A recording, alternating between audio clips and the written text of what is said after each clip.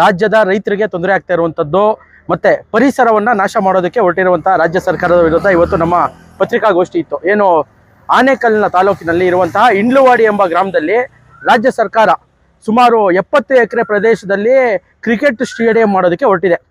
ಬೆಂಗಳೂರಿನಲ್ಲಿ ಆಲೆ cricket stadium ಇದೆ. ರೈತರು ಜಮೀನನ್ನ ಕಸ್ಕೊಂಡು ಇವತ್ತು ಅಲ್ಲಿ ಸುಮಾರು 3933 ರೈತರು ಉಳುಮೆ ಮಾಡ್ತಿದ್ದಂಥದ್ದು.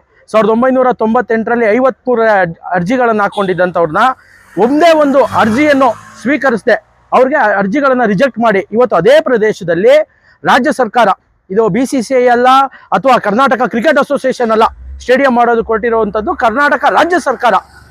ಯಾರ ಇದನ್ನ ಇಟ್ಕೊಂಡು ಕರ್ನಾಟಕ ಹೌಸಿಂಗ್ ಬೋರ್ಡ್ನ ಜೊತೆ ಸೇರಿ ಇವತ್ತು ಸ್ಟೇಡಿಯಂ ಮಾಡೋದು ಕೊಟ್ಟಿರುವಂಥದ್ದು ಕಾರಣದಿಂದಾಗಿ ಇವತ್ತು ಸಾವಿರಾರು ಎಕರೆ ಪ್ರದೇಶ ಏನು ಇವತ್ತು ಆನೆ ಕಾರಿಡಾರ್, ಎಲಿಫೆಂಟ್ ಕಾರಿಡಾರ್ ಅಂತ ಕರಿತೀವಿ, ಕರ್ನಾಟಕ, ಕೇರಳ, ತಮಿಳುನಾಡು ಪ್ರದೇಶದಲ್ಲಿ ಹೋಗುವಂತಹ ಅರಣ್ಯವನ್ನ ಒತ್ತುವರಿ ಮಾಡಿಕೊಂಡು ಈ ಜಾಗದಲ್ಲಿ ಕರ್ನಾಟಕ ರಾಜ್ಯ ಸರ್ಕಾರ ಇವತ್ತು ಸ್ಟೇಡಿಯಂ ಮಾಡೋದಕ್ಕೆ ಹೊರಟಿದೆ.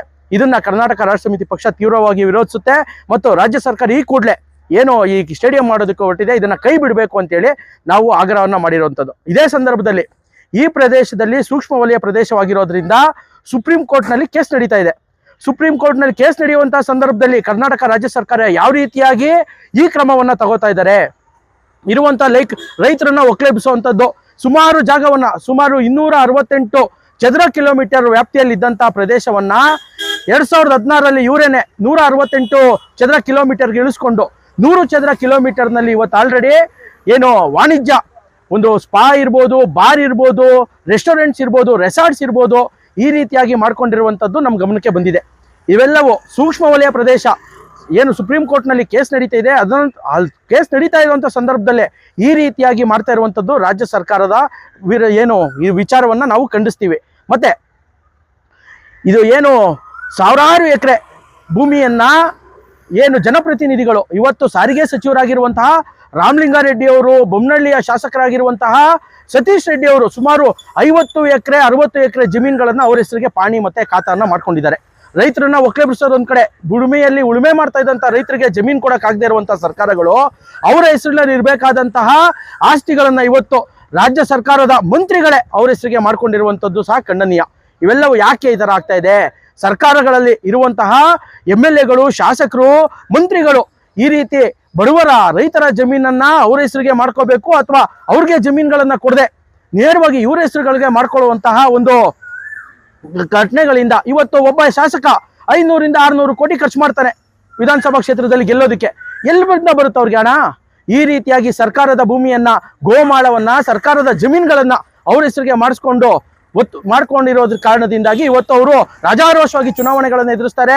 ಯಾವುದೇ ರೀತಿಯ ಅಂಜಿರಿಕೆ ಇಲ್ಲದೆ 500-600 ಕೋಟಿ ಖರ್ಚು ಮಾಡಿ ಗೆದ್ದು ಮತ್ತೆ ಮಂತ್ರಿಗಳಾಗ್ತಾ ಇರುವಂಥದ್ದು. ಇದೆಲ್ಲವನ್ನು ಖಂಡಿಸಿ ಇವತ್ತು ನಾವು ಮಾಡಿರುವಂಥ ಪತ್ರಿಕಾಗೋಷ್ಠಿ. ಆಮೇಲೆ ಸ್ಟೇಡಿಯಂ ಮಾಡೋದು ಯಾರು? ನಾನು ಆಗಲೇ ಹೇಳಿದ್ದೀನಿ, ಏನು BCCI, ಇಂಡಿಯಾದಲ್ಲಿರುವಂಥ BCCI, ಅದರಲ್ಲೇನು ದುಡ್ಡು ಕಮ್ಮಿ ಇದೆಯಾ? ಅವ್ರ ಹತ್ರನೇ ಸಾವಿರಾರು ಕೋಟಿ, ಲಕ್ಷಾಂತರ ಕೋಟಿ ದುಡ್ಡಿದೆ. ಬೇಕಾದ್ರೆ ಅವರು ಸ್ಟೇಡಿಯಂಗಳು ಬೇಕು ಅಂದ್ರೆ ಅವರೇ ಮಾಡ್ಕೋತಾರೆ. ರಾಜ್ಯ ಸರ್ಕಾರಕ್ಕೆ ಏನು ಉತ್ಸಾಹ? ಇದರಲ್ಲಿ ರಾಜ್ಯ ಸರ್ಕಾರಕ್ಕೆ ಇರುವಂಥದ್ದು ಭೂಮಿಯನ್ನ ಒಡೆಯೋದು. ಇದರಲ್ಲಿ ನೀವು ಹೇಳ್ದಂಗೆ ಅದೇನು ಸ್ಪೋರ್ಟ್ಸ್ಗೆ ಎಂಕರೇಜ್ಮೆಂಟ್ ಕೊಡುವಂಥದ್ದಲ್ಲ. ಅದರಲ್ಲಿ ಏನೇನು ವಾಣಿಜ್ಯ ಚಟುವಟಿಕೆಗಳು ಬರ್ತಾವಲ್ಲ ಅದರಲ್ಲಿ ಇವರು ಭೂಮಿ ಹೆಂಗೆ ಹೊಡ್ಕೊಳ್ಳೋದು, ಮಂತ್ರಿಗಳು ಮತ್ತು ಮಂತ್ರಿ ಆಗೋಕೊಟ್ಟಿರುವಂಥವ್ರು ಯಾವ ರೀತಿಯಾಗಿ ಸರ್ಕಾರಿ ಭೂಮಿಗಳನ್ನ ಹೊಡ್ಕೊಳ್ಳೋದಕ್ಕೆ ಮಾಡಿರುವಂಥ ಪ್ಲಾನ್ ಇದು. ನಮ್ದೇನಿಲ್ಲ, ಈ ಕೂಡಲೇ ಇದನ್ನ ನಿಲ್ಲಿಸ್ಬೇಕು. ಇಲ್ಲಿ ಸ್ಟೇಡಿಯಂ ಆಗೋದು ಬೇಡ. ಏನು ಸುಪ್ರೀಂ ಕೋರ್ಟ್ ಆದೇಶ ಇದೆ, ಸುಪ್ರೀಂ ಕೋರ್ಟ್ ಆದೇಶವನ್ನ ಪಾಲನೆ ಮಾಡಬೇಕು. ಹೇಳಿದ್ನಲ್ಲ, ಎಲಿಫೆಂಟ್ ಕಾರಿಡಾರ್ ಇರುವಂಥದ್ದು 3 ರಾಜ್ಯಗಳಲ್ಲಿ ಆನೆಗಳು ಓಡಾಡುವಂಥದಕ್ಕೆ. ಈಗ ನೀವು ಬೇಡಿಕೆ ಇಟ್ಟಿದ್ದೀರಾ, ಈಗ ಸರ್ಕಾರ ಕೇಳಲಿಲ್ಲ ಅಂದ್ರೆ, ನಿಮ್ಮ ಬೇಡಿಕೆಗೆ ಸ್ಪಂದಿಸಿಲ್ಲ ಅಂದ್ರೆ ಏನು ನಿಲುವು? ನಾವು ಖಂಡಿತವಾಗ್ಲೂ ಇದ್ರ ವಿರುದ್ಧ ಒಂದು ದೊಡ್ಡ ಮಟ್ಟದ ಪ್ರತಿಭಟನೆಯನ್ನ ಮಾಡ್ತೀವಿ. ಇವತ್ತೇನು 23ನೇ ತಾರೀಕು ಮುಖ್ಯಮಂತ್ರಿಗಳೇ ಹೋಗಿ ಶಂಕುಸ್ಥಾಪನೆ ಮಾಡಬೇಕು ಅಂತ ಇದ್ದಾರೆ. ಅಲ್ಲಿರುವಂತಹ ರೈತರನ್ನೆಲ್ಲ ಒಗ್ಗೂಡಿಸಿ ಇವತ್ತು ನಮ್ಮ ಜೊತೆ ರೈತರು ಬಂದಿದ್ರು, ಅವ್ರು ಕೊಟ್ಟಿರುವಂತಹ ದಾಖಲೆಗಳು ಮತ್ತು ನಾವು ಕರ್ನಾಟಕ ರಾಷ್ಟ್ರ ಸಮಿತಿ ಪಕ್ಷದಿಂದ ಏನು ಅದನ್ನ ಕಾರ್ಯಕ್ರಮಕ್ಕೆ ಚಾಲನೆ ಕೊಡ್ತಾರೆ, ಅದ್ರ ವಿರುದ್ಧ ದೊಡ್ಡ ಮಟ್ಟದ ಒಂದು ಹೋರಾಟವನ್ನು ನಾವು ಆಯೋಜಿಸ್ತೀವಿ.